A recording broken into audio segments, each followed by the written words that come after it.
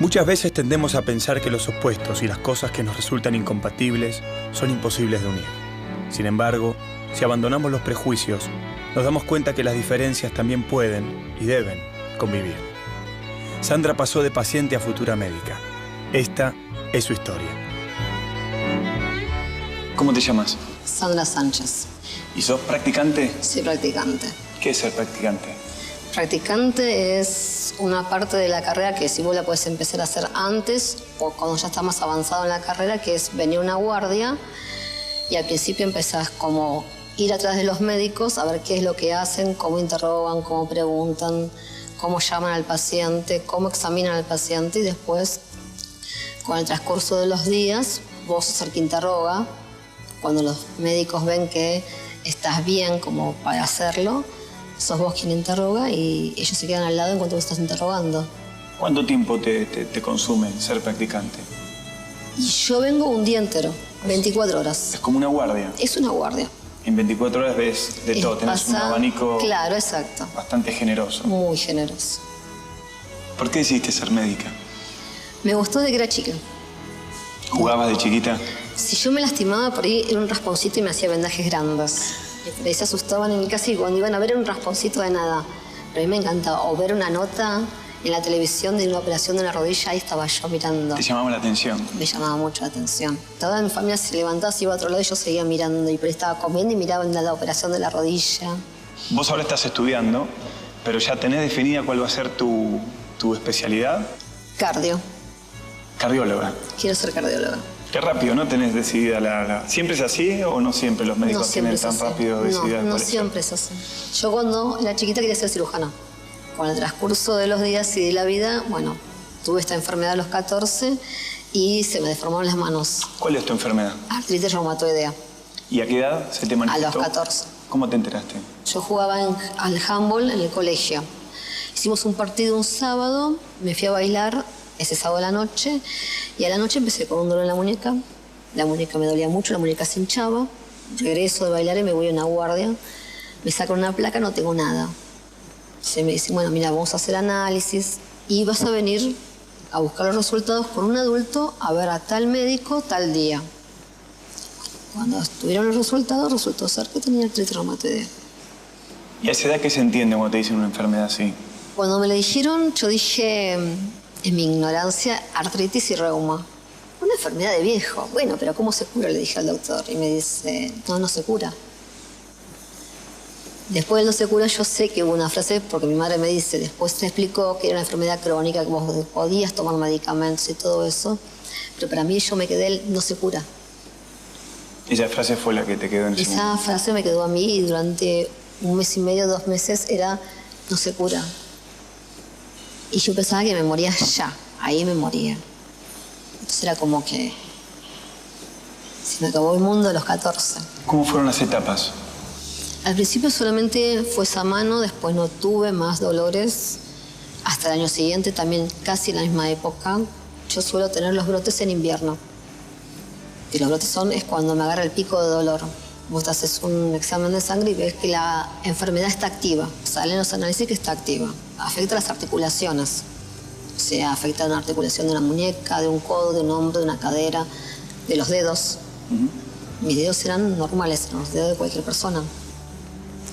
Y se fueron deformando, en realidad se empezaron a deformar a los 19, que fue cuando tuve el brote muy fuerte, que quedé en la silla de ruedas. O sea, que cambió tu vida sí. De manera radical. Sí, de caminar, saltar, salir, bailar, a no poder moverme. Estaba en esta posición en los brazos y en esta posición en las piernas. Un brote muy fuerte que atacó muchas articulaciones. ¿Y cómo era tu relación con los médicos? Hasta ese momento era buena. Después ir a un médico, ir a otro, y todos me decían, no vas a volver a caminar, porque las lesiones que tenés son muy grandes y tenés una debilidad de los huesos que es muy grande. Fue un rechazo hacia la medicina y hacia los médicos. De cierta forma, odié la medicina. Después encontré unos médicos que fue en el Policlínico Bancario, el servicio de reumatología, y ellos me sacaron adelante. Ellos hicieron todo lo posible, desde el jefe, el doctor Nietzsche, la doctora Pérez Dávila, que me adoptó como una hija. Tenía 2 hijas y me decía, vos sos mi hija de corazón. La doctora Pérez Dávila. Pérez Dávila. Es una persona así importante que te encontraste en tu vida. Sí, la verdad que sí. Ellos y la doctora Ferrer también. Ellos hablaron con el servicio de traumatología y se contactaron con el doctor Autorino, que era el que operaba de las rodillas, el traumatólogo de rodillas, y me dice, mira, en la silla de ruedas ya estás, no perdemos nada con intentarlo. Y era como una oportunidad. Después de 8 años de escuchar no, que venga alguien a decirte, puede ser, el primer día fue miedo. Después el doctor Autorino se sentó, me explicó cómo era la articulación, qué era lo que iban a hacer en mi articulación, pero que para poder poner eso, una prótesis, había que primero hacer muchas otras operaciones. Y había que pasar por todas esas antes de llegar a esta. Y había que convencer al resto de los médicos de traumatología porque era muy difícil. No todos estaban de acuerdo con iniciar ese tratamiento, no esa todos cantidad de estaban de operaciones. acuerdo. Es más, con el transcurso de los años me encontré a alguien que era un residente y me lo crucé después ya como médico y me dice, yo te veo caminar y todavía lo sigo sin creerlo. Y por vos no damos 3 centavos, no damos 1 centavo por vos que ibas a salir bien de las operaciones. Y de la vida que vos tenías, empezó a modificar también mucho tu vida social, seguramente, con tus amigos. Sí, sí. En realidad, en ese momento, a mí lo único que me importaba era volver a caminar. No me importaba nada ni nadie. Solo quería volver a caminar. Y me mentalicé en volver a caminar. ¿Y cuánto tiempo tardaste en volver a caminar? 10 años. Un poquito más, 10 años, pero 10 años. Que me volví a parar sobre mis piernas. ¿Hay diferencia entre un hospital público? No. Yo creo que no fue la diferencia entre el hospital público y un hospital privado. Lo que fue la diferencia era la forma en que se hacían los tratamientos.